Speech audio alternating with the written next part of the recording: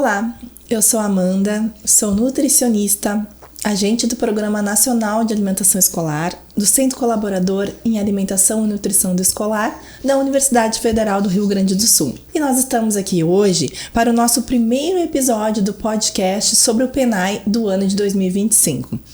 Este ano, o Pod PNAE terá como tema central a agricultura familiar. E considerando a importância da compra da agricultura familiar, representada pela diretriz do desenvolvimento sustentável, que é uma das formas de garantir a oferta da alimentação saudável e adequada no PNAE, hoje nós iremos pontuar sobre alguns aspectos referentes a este tema. Olá a todas e todos, o meu nome é Eto Medeiros, eu sou zootecnista de formação. Assim como a Amanda, também sou agente do PNAE, trabalhando no Centro Colaborador de Alimentação e Nutrição do Escolar da Universidade Federal do Rio Grande do Sul. E no SECAN eu atuo e trabalho de forma muito constante com a agricultura familiar, com as compras que envolvem o PNAE de uma forma geral. Como a Amanda bem comentou, a agricultura familiar é uma das principais diretrizes do Programa Nacional de Alimentação Escolar, no que toca o desenvolvimento sustentável, mas também na promoção da alimentação saudável e sustentável e também na garantia da geração de renda dos agricultores que também estão inseridos, que também estão envolvidos dentro da política pública. Então é sobre isso que nós iremos tratar no podcast do Pod PNAE deste ano de 2025, abordando temas específicos, abordando diretrizes e particularidades dessa compra da agricultura familiar, sempre pensando nesse fortalecimento e na divulgação e na propagação dessas diretrizes contempladas pela política pública. Então, desse modo, eu já inicio com um questionamento para a Amanda, né? A gente vai fazer aqui uma troca, vai fazer aqui um bate-bola sobre alguns temas específicos. Então, é falar um pouco dessa importância da agricultura familiar no contexto do PNAE para a promoção da alimentação saudável e sustentável. Então, Amanda como nutricionista, como agente do PNAE, atuante na política pública, nos conta um pouco mais sobre isso. Bem, como comentamos, né, e o Eto reforçou, a agricultura familiar ela é representada pela diretriz do desenvolvimento sustentável, que consta na lei do PNAE e é reforçada por todas as resoluções a seguir. E ela é uma das diretrizes que garante também a seguinte diretriz da alimentação saudável e adequada. Uma vez que uma das formas da gente oferecer alimentos in natura ou minimamente processados, que é a principal recomendação, né, da gente ter um maior consumo de in natura ou minimamente processados, esse percentual está cada vez maior, né, a recomendação, seguindo tanto as resoluções quanto os guias alimentares, são representados aí pela compra da agricultura familiar.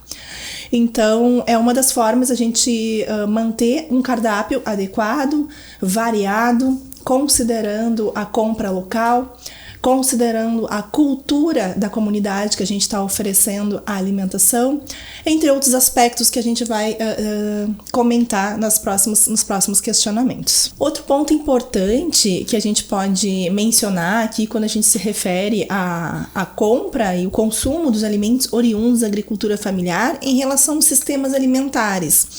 Então, Eto, eu vou te pedir para falar um pouco para a gente sobre os sistemas alimentares e como incluir, né, e favorecer a compra da agricultura familiar no PNAE. Perfeitamente, Amanda.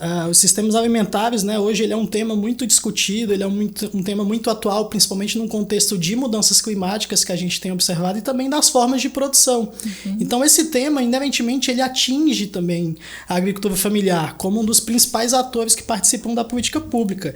Então, quando a gente pensa nesse fornecimento da agricultura familiar para o PNAE, além dos temas já mencionados aqui, é importante a gente pensar sempre na origem desse alimento, né? Se a gente está propondo uma política pública que tem diretrizes que reforçam o consumo do in natura, que reforçam o consumo da comida de verdade no ambiente escolar, a origem do alimento, o caminho desse alimento até chegar ao escolar, lá na ponta, na escola, ele é fundamental. Então, o sistema alimentar é exatamente isso. Ele é esse caminho que o alimento traça desde a produção, até as formas de comercialização, até os ambientes de consumo. Então, quando a agricultura familiar ela é reforçada, ela é privilegiada, ela é destacada numa perspectiva de política pública como um player interessante de um sistema alimentar, a gente está pensando o quê? A gente está pensando de uma reconfiguração desse sistema, onde a gente vai ter uma forma de produção que ele é mais sustentável, que ele é mais resiliente e que ele é mais adequado à formação das questões relacionadas à cultura e dos hábitos alimentares locais, que você já pontuou anteriormente. Então é fundamental a gente pensar como um nexo. Então o sistema alimentar ele também está inserido dentro da política pública. A política pública, a partir do momento que fortalece, que recomenda essa compra da agricultura familiar muito fortemente, que é o caso do PNAE no Brasil e em outras experiências também ao longo do mundo, ele tem favorecido também esse desenvolvimento de um sistema alimentar mais sustentável, tá? E aí fazendo um gancho também sobre as mudanças climáticas comentadas anteriormente, né? A gente vem de um contexto muito forte, o próprio estado do Rio Grande do Sul tem observado isso e cada vez mais discutir ações, discutir estratégias e formas de produção que são ligadas à agricultura familiar, como a produção orgânica, como a produção agroecológica, que a gente vai falar um pouquinho lá na frente, ela também está contemplando essa promoção desses sistemas alimentares no contexto do Programa Nacional de Alimentação Escolar. Bom, ainda dentro da diretriz do desenvolvimento sustentável, há um ponto muito importante, muito relevante para a gente trazer aqui, que é a recomendação da compra mínima de 30% dos recursos federais de alimentos oriundos da agricultura familiar. E dentro dessa recomendação há algumas prioridades, né? Então é a compra da agricultura familiar com algumas prioridades de compras e uma delas é em relação a alimentos orgânicos ou agroecológicos. Essa categoria, então, que pode beneficiar tanto os alunos quanto os agricultores familiares que comercializam, né? Você poderia trazer para a gente, uma breve explicação das vantagens e benefícios de adquirir esses alimentos orgânicos e agroecológicos? Certamente, Amanda. Então, assim, falando sobre essa questão da compra da agricultura familiar, né, com o teu ponto que é sobre a compra dos orgânicos, mas eu acho que reforçar antes disso a questão dos 30% da compra mínima obrigatória, né? Hoje a gente tem uma caminhada aí de muitos anos, desde 2009, temos dados oficiais do FNDE até 2022, em que esse percentual da compra no Brasil, ele é quase 50%, pensando no recurso que é descentralizado pelo governo federal para as entidades executoras. Então a gente avançou muito nesse tema. E além de avançar nesse tema, a gente tem avançado também na compra das suas categorias específicas dentro da agricultura familiar, como as comunidades tradicionais indígenas e quilombolas e agora, mais recentemente, dos grupos formais e informais de mulheres, né? Então a gente tem avançado também nestas pautas. E sobre a questão da compra dos alimentos orgânicos e agroecológicos, eles têm uma série de benefícios e vantagens, né, que estão na esteira do que já foi dito sobre os sistemas alimentares, mas é importante destacar, né, que são alimentos que têm a não utilização de químicos, né, de insumos agrícolas químicos que podem trazer algum tipo de prejuízo à saúde ou até a própria característica destes alimentos, pensando numa abordagem nutracêutica desse alimento. Eles são alimentos que possuem, dentro do seu histórico de produção, né, formas de produção mais sustentáveis também, que vão de acordo com as questões econômicas, sociais e culturais daquela região, daquela área onde isso está sendo cultivado e levando isso até o seu público-alvo, né, que nesse caso são os nossos escolares do PNAE. E fora isso, a gente também tem um ponto importante quando a gente tem esse tipo de produto sendo comercializado, que é a agregação de valor. Então essa agregação de valor de até 30%, como é recomendado pela resolução do PNAE, né, de aquisição de um valor, um pouco a mais de um valor de mercado, ele também valoriza esse agricultor familiar. Ele também gera renda para este agricultor familiar e para o seu núcleo familiar e suas categorias específicas. Então os alimentos orgânicos e agroecológicos, eles também têm um papel nutricional, mas eles têm um papel econômico e um papel social muito significativo, pensando no Programa Nacional de Alimentação Escolar. Então, com base então nessa discussão que a gente fez sobre a importância dos alimentos orgânicos e agroecológicos, eu acho que outro ponto interessante que seria de se destacar, e aproveitando, né, esse tema que já foi trazido aqui, é a importância, né, da qualidade nutricional e o frescor desses alimentos da agricultura familiar pensando no PNAE. Então, Amanda, se tu puder trazer um pouquinho sobre essa perspectiva, sobre como é que isso entra dentro do planejamento do profissional nutricionista para o atendimento do PNAE, eu acho que seria interessante para o nosso público. Então, Eto, retomando o que a gente trouxe na introdução desse podcast, né, da diretriz do desenvolvimento sustentável representada pela compra da agricultura familiar, com a prioridade de compras nesses grupos que você comentou, grupos formais ou informais de mulheres, e também dos orgânicos e ou agroecológicos, eu entendo que essa diretriz está intimamente relacionada com um dos pilares do PNAE, né, que é a alimentação saudável, adequada e sustentável.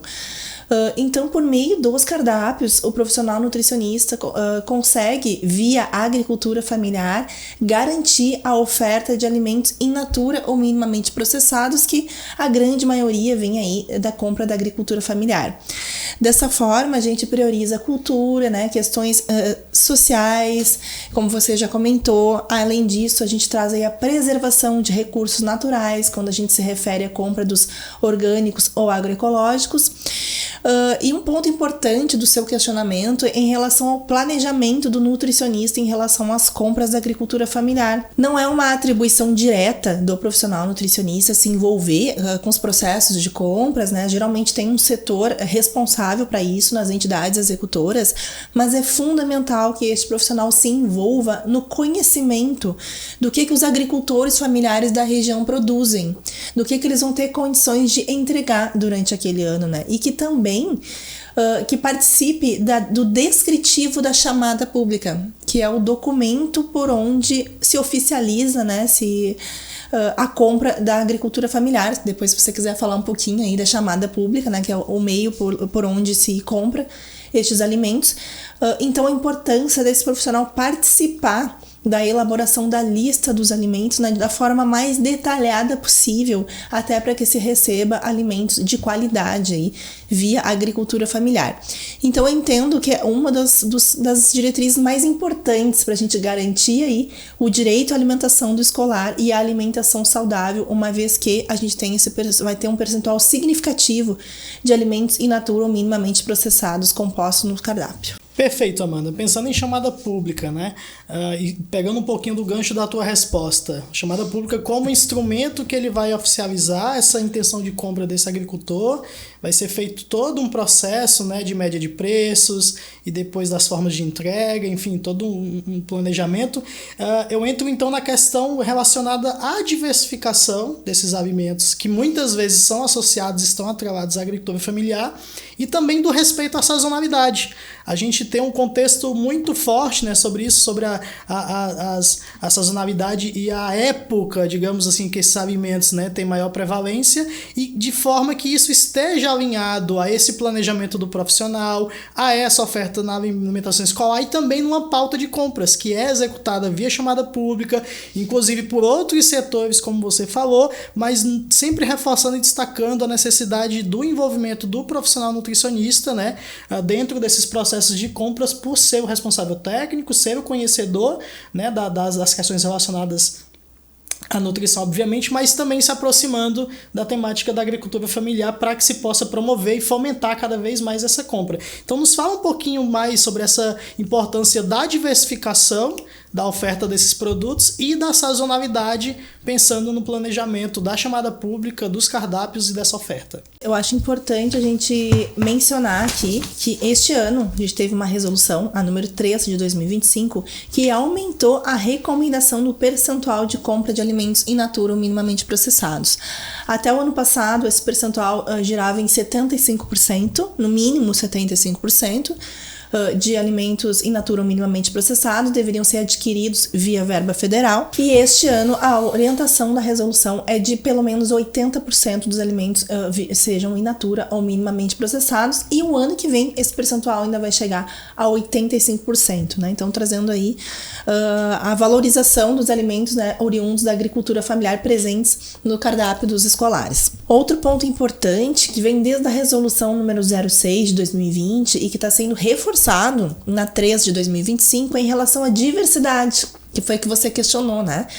A resolução nos recomenda pelo menos 50 tipos de alimentos in natura ou minimamente processados diferentes, né, durante o ano. Então, isso também reforça a questão da diversidade. E falando também, entrando, né, linkando com a sazonalidade, quando a gente fala em diversidade, eu reforço aqui a importância mesmo da relação do nutricionista com os agricultores familiares. Quando for organizar a chamada pública do ano, super importante é participar de reuniões com essas entidades, né, com os agricultores familiares, com as cooperativas, para conhecer qual é a previsão do ano destes agricultores de produção, quais os alimentos em determinados períodos que eles vão conseguir oferecer para alimentação no PNAE, para que dessa forma a gente respeite a sazonalidade, né? E lembrando que alimentos oferecidos na época em que eles estão oferecidos, geralmente, né, além de ter um custo mais acessível, ainda são alimentos de qualidade nutricional superior, né, em relação a eles estarem sendo oferecidos fora da sua época, né? Bom, gente, então quase finalizando aqui, a gente conseguiu conhecer a importância aí da compra e do consumo dos alimentos oriundos da agricultura familiar, do favorecimento que a legislação, as resoluções estão nos trazendo, né, dessa política pública aí do PNAE, tanto em relação aos escolares, aos alunos beneficiados do PNAE, quanto aos agricultores familiares. Então, fechando, a gente costuma trazer nos nossos podcasts, né, o questionamento aos nossos convidados, aos nossos colegas, de quais os documentos, os materiais, as plataformas ou alguns cursos que podem aí estar nos auxiliando a conhecer ainda melhor este tema aí e apoiar os atores envolvidos no PNAE. Ótimo. Então, sobre plataformas, eu acho que sempre reforçar a Rede Brasileira de Alimentação Escolar, né, a REBRAE, que é gerida pelo Secaniurgs. Então lá tem uma série de materiais, é um acervo, né, uma biblioteca muito rica com relação a esse tipo de material, inclusive destacando a agricultura familiar. O próprio site do FNDE também, ele traz uma série de materiais, uma série de cartilhas, de manuais. Ele tem também nas suas abas, né, os informes da agricultura familiar, que são recomendações gerais. A gente tem algumas publicações, eu acho que nunca é demais falar do Guia Alimentar, porque ele está falando dessa promoção da alimentação saudável e sustentável com base na aquisição dos alimentos da agricultura familiar. A gente tem aqui alguns mais recentes, tá? A gente tem o Nossa Escola com Comida de Verdade, são 3 exemplares falando sobre isso da compra da agricultura familiar. A gente tem o Brasil na Alimentação Escolar, que aborda esse tema também.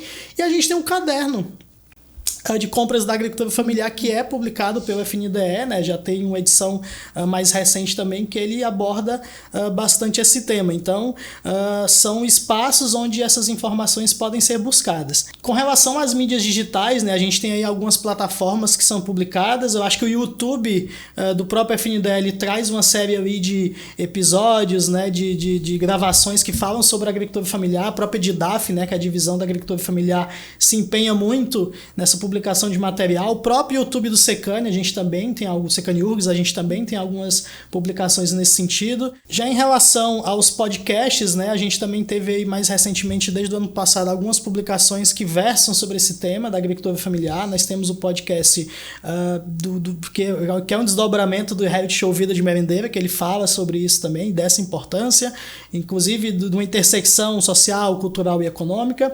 E a gente também tem um podcast mais recente que é o Comer e Aprender. Então ele traz uma série de informações, reforça tudo isso que nós debatemos aqui. Então, como vocês podem observar, nós temos uma gama de possibilidades para ter acesso à informação sobre essas prevalências e essas qualidades, essas valências que são a compra da agricultura familiar, pensando no contexto do PNAE. Então, acho que todos esses, Amanda, podem contribuir para os nossos respectivos telespectadores. Então, já quase fechando, né, Amanda, esse ponto, assim, importante ressaltar também, trazer aqui um spoiler, né, dos próximos episódios e capítulos do podcast de 2025, do Pod PNAE.